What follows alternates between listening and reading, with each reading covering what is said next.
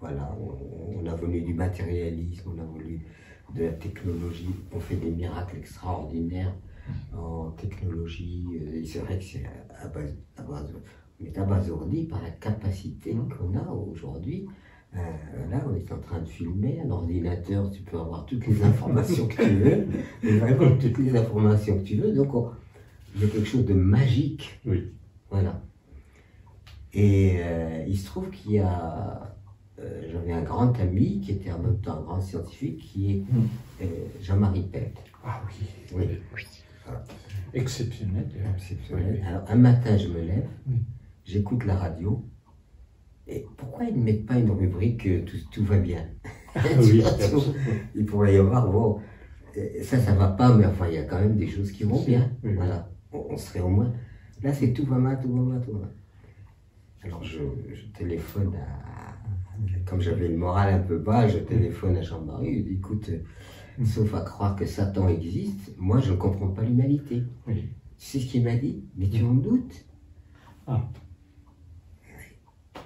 Non, mais c'est vrai.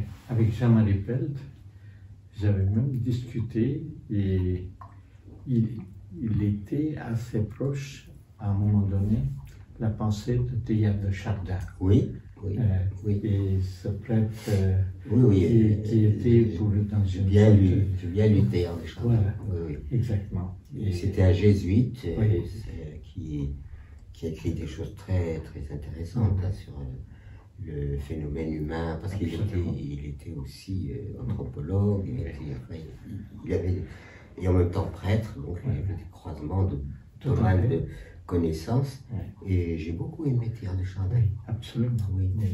Oui. Et puis Jean-Marie Pelt, il était très influencé. Oui. Un jour, avec Jean-Marie Pelt, on avait eu une discussion sur Gandhi aussi, et puis avec Edgar Morin et Jean-Marie Pelt, on avait fait une petite table ronde pour les jardins planétaires. Et c'était exceptionnel. Tout le public était ravi, et très très content. Un peu quand toi tu viens nous parler, tu vois. Tu sais, on transmet ce qu'on reçoit. Hein. Exactement. On n'est pas la source. Pierre Rabhi, c'est 50 kilos tout mouillé, hein, je vous dis, c'est pas, il n'y a pas de quoi pavoiser. Le problème, c'est que nous sommes traversés. Et moi, je dois témoigner que, étant de double culture, c'était compliqué pour moi. D'un côté, on dit une chose, de l'autre côté, on dit le contraire. Pour un enfant, c'est difficile de dire, bon, qui a tort, qui a raison. On n'est pas là-dedans, mais on est quand même construit sur des contradictions. Moi, dans ma première famille, surtout ne pas manger de porc, pas de boire de vin. Deuxième famille, le porc c'est délicieux et le vin c'est extraordinaire.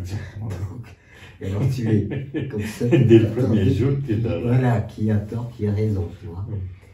Et puis bon, j'ai eu mon temps de chrétien catholique, après avoir été dans l'islam. Et puis, petit à petit, je me suis rendu compte que les grandes proclamations spirituelles sont là, que les trois religions monothéistes disent que c'est Dieu qui a créé la nature.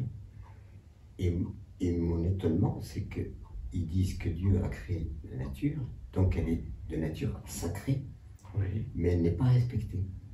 Oui, tout à fait. Aucune des religions monothéistes n'insiste sur le fait que la première chose, c'est le respect de la vie. Oui, absolument. Ça devrait être la chose élémentaire de base. Donc là aussi, bon, c'est extrêmement compliqué. J'ai lu pas mal de philosophes, parce que quand tu enquêtes comme ça, tu te dis, bon, peut-être que je vais lire un tel philosophe ou un tel philosophe, il va peut-être m'aider à comprendre et tout ça.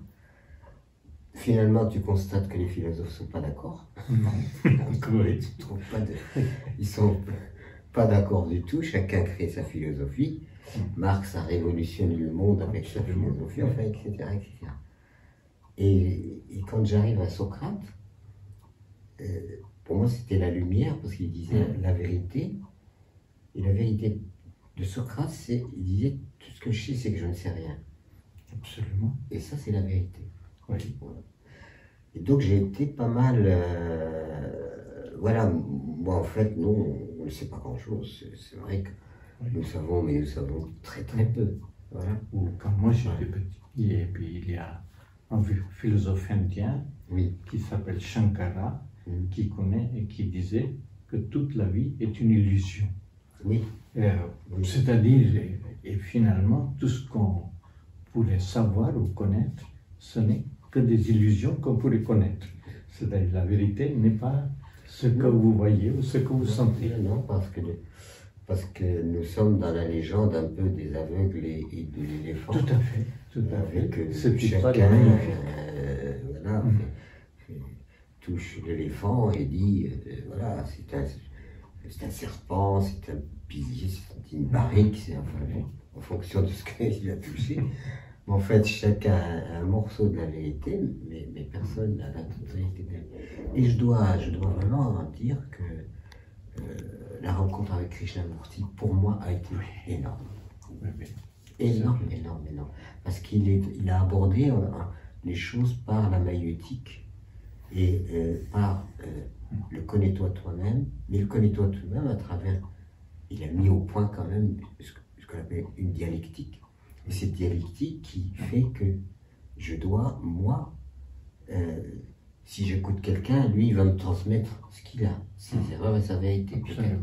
Mais si j'essaye de comprendre par moi-même, c'est une maïeutique qui va m'amener à une analyse de moi-même, des faits, de la réalité, etc., mais sans autorité. C'est-à-dire où je deviens mon disciple et mon initiateur. Mais en partant de constats que je fais, de vérité. Voilà. Et moi, ça m'a vraiment replacé. Et depuis à l'époque, j'avais 40 ans, 42 ans, depuis, je suis dans cette lignée. Et c'est extraordinaire, cette maïeutique. Ces débats avec les scientifiques, tout ça est très très riche, c'est extraordinaire. Vraiment. Pour moi, c'est extraordinaire. Maintenant, bien sûr, chacun peut avoir son propre jugement. Mais voilà. Et à partir de là, ça m'a sauvé parce que je ne comptais plus sur personne pour venir à mon aide, pour me cajoler, il fallait voilà. Mais en même temps, dans une attention presque christique, c'est-à-dire dans une véritable charité, dans le sens.